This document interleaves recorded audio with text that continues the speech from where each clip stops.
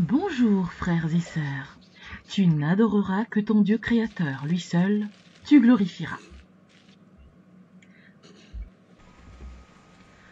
Ainsi débute le chapitre 5 du document intitulé La sensibilisation imagée. Le titre de ce chapitre est « Pourquoi nous ne prions pas les saints et les anges ?» Lisons au nom puissant de l'Éternel Yahvé Sébaoth. Tu n'adoreras que ton Dieu créateur, lui seul tu glorifieras. Les 10 commandements. Exode chapitre 20 au verset 3 à 6. Deutéronome chapitre 5 au verset 6 à 7. Matthieu chapitre 4 au verset 10. Matthieu chapitre 22 au verset 37 à 39. Luc chapitre 4 au verset 8. Luc chapitre 10 au verset 27.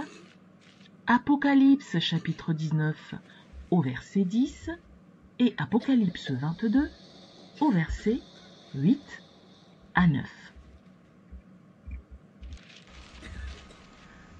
Malgré ce principe divin que la Bible nous enseigne, on trouve cependant beaucoup de gens et de nombreuses congrégations qui se disent continuateurs des enseignements de Jésus-Christ et défenseurs de la Bible, mais qui malheureusement foulent aux pieds cette loi divine.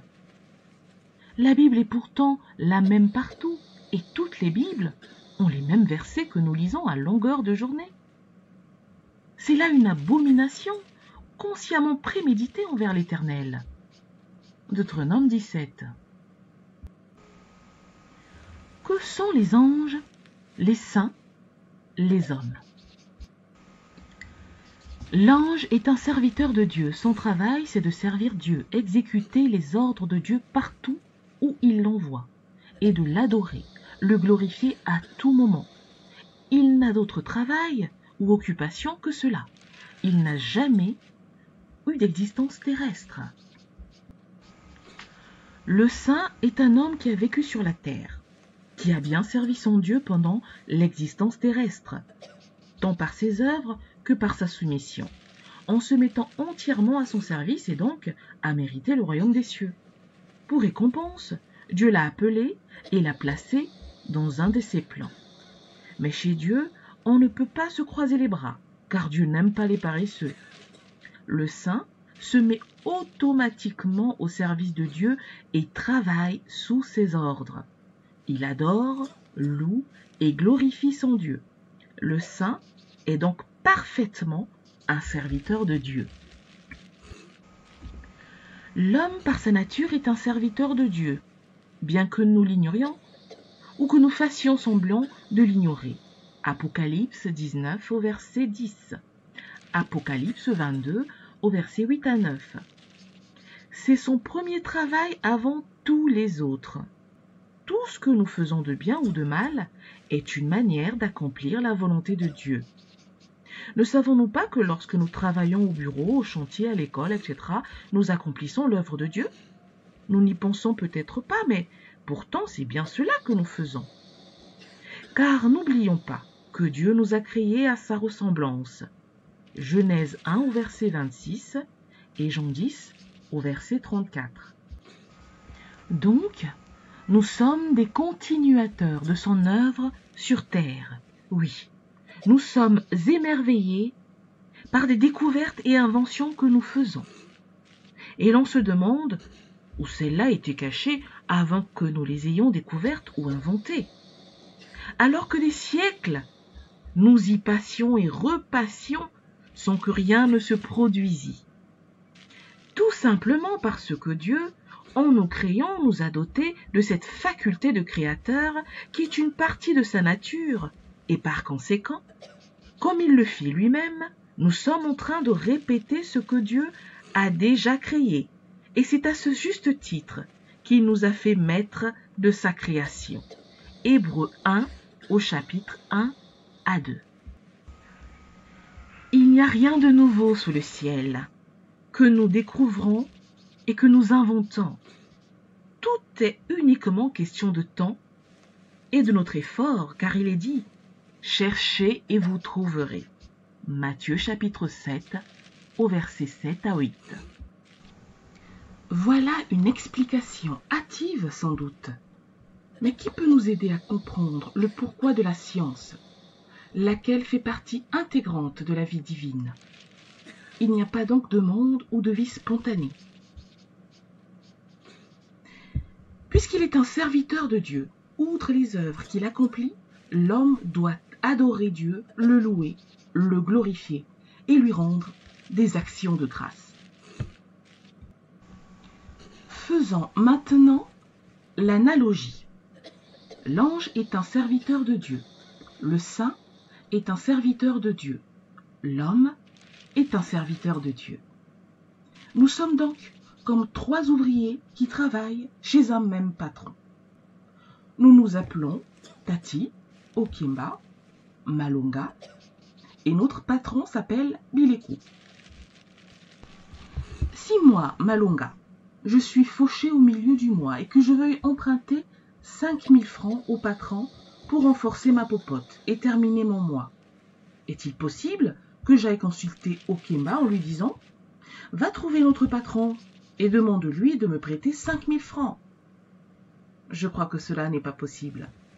Et aucun d'entre nous ne le ferait. Car le patron Bileko risque de refouler Okemba. Et même si ce n'est pas à coups de pied dans le derrière, si le patron est quelque peu nerveux en lui disant « Va-t'en, pourquoi Malonga n'est-il pas venu lui-même? Voleur !» Et Malonga aura lamentablement échoué.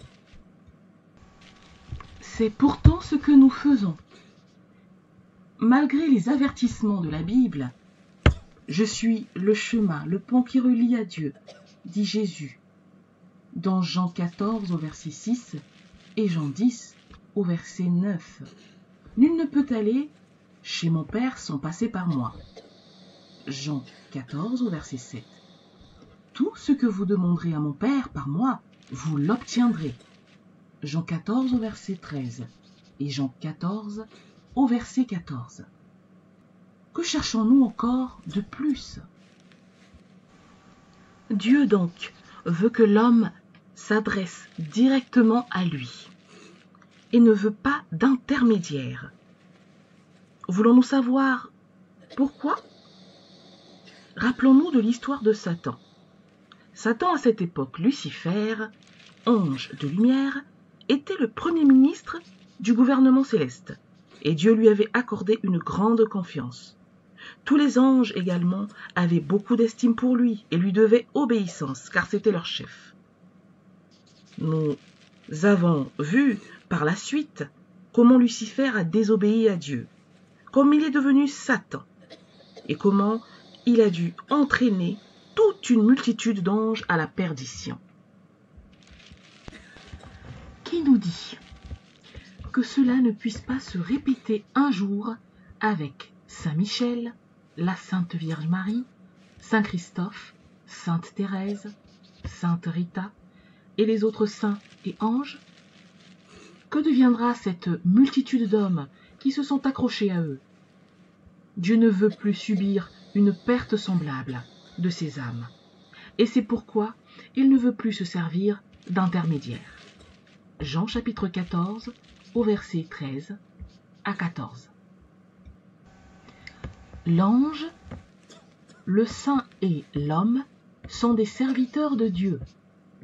Ils font tous le même travail et ce ne sont que leurs plans d'action qui diffèrent. Car Dieu peut à volonté confier un certain travail à un ange. Celui-ci l'exécute, mais pour certaines conditions, lorsqu'il s'agit d'un autre plan divin, l'ange peut à son tour confier la continuation de ce travail à un saint ou à un homme. Par exemple, si un ange apparaît à un homme malade, celui-ci peut ne pas supporter sa présence, et il est normal qu'un homme accomplisse cette partie de la mission. Dieu peut confier le même travail à un saint. Celui-ci sera également limité sur le plan humain, car en apparaissant devant un homme, ce dernier risque de le prendre pour un diable, et la mission ne sera pas accomplie. Dieu peut également confier le même travail directement à un homme. Il arrivera qu'en cours d'exécution de ce travail, l'homme soit buté, la phase du travail dépassant son entendement. À ce moment, un saint ou un ange aura pris la tâche et continuera à l'exécuter dans d'autres plans, sans que l'homme ne le sache. Aucun des trois ouvriers n'est donc plus ouvrier que les autres, puisqu'ils font le même travail. L'ange, le saint et l'homme sont ici trois ouvriers de Dieu qui s'aident mutuellement et travaillent en parfaite harmonie. Ne commettons plus la maladresse de nous adresser aux saints et aux anges quand nous sommes dans le besoin, ou de les solliciter quand nous sommes butés. Eux, leur travail, ils le font automatiquement, sans qu'ils aient besoin de notre volonté. Si nous sommes dans le besoin, adressons-nous directement à Dieu le Père, à Jésus ou au Saint-Esprit. Dieu, Trinité, saura lui-même qui nous envoyer pour résoudre notre problème. Lorsque nous nous adressons aux saints et aux anges, nous imposons à Dieu un commandement militaire, comme pour dire « Dieu, pour résoudre mon problème, envoie-moi l'ange un tel, ou le saint un tel. » Ce n'est pas gentil et sage de notre part de nous adresser pareillement à celui qui nous a créés. C'est une impolitesse caractérisée. Très sûrement, quand nous prions les saints et les anges, ces derniers ne sont pas contents de nous, car nous leur faisons une grande offense. Nous leur faisons honte devant Dieu, parce que nous les rendons égaux à Dieu. Et s'il leur était permis de nous donner des raclées pour notre insolence, ils le feraient sans hésiter. Mais hélas, cela leur est interdit. En effet, eux, ils le savent parfaitement que ce n'est que le Créateur qui a le droit d'être adoré, loué, glorifié, et non pas une créature comme ils le sont. Apocalypse 22, de 8 à 9. Ils n'acceptent même pas qu'on leur adresse ne fût-ce qu'un simple merci, car cela revient à l'Éternel qui est le Créateur et à qui tout appartient. Pourquoi faisons-nous éternellement le contraire ? Cela n'est-il pas une abomination sciemment consentie vis-à-vis de l'Éternel et un détournement de la Bible et des enseignements de Jésus-Christ ? Pourtant, nos différentes congrégations et religions où nous évoluons nous parlent souvent des visions et des apparitions des saints et des anges. À ce moment, ceux qui bénéficient de ces visions ou apparitions, ces merveilles spirituelles, n'ont-ils pas essayé d'adorer ou de remercier le saint ou l'ange qui leur est apparu ? Qu'est-ce que ce saint ou cet ange leur a répondu ? En tout cas, si le saint ou l'ange leur a dit « Adore-moi » ou « Viens me remercier », je douterais que ce soit un ange ou un saint. Mais plutôt, c'est un diable qui leur est apparu. Car n'oublions pas que Satan peut facilement prendre la forme d'un ange ou d'un saint. Oui, il est dit « Tu n'adoreras que ton Dieu créateur ». Matthieu chapitre 4 au verset 10, Matthieu chapitre 22 au verset 37 à 39 et Luc chapitre 10 au verset 27. Reconnaissons que nous sommes des créatures abominables et pleines d'ingratitude. Comment voulez-vous que nous passons à longueur de journée du temps à adorer les saints et les anges et laisser de côté, oublier entièrement Jésus-Christ qui a sacrifié sa vie pour nous sauver ?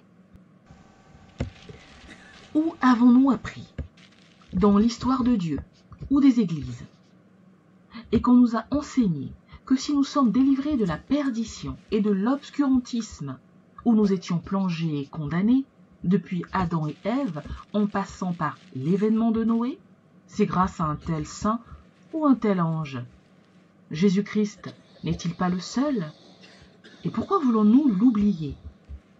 Nous savons que les saints et les anges existent, mais nous devons aussi savoir que chacun d'eux, dans son histoire, pour laquelle nous le connaissons, a accompli une mission de Dieu.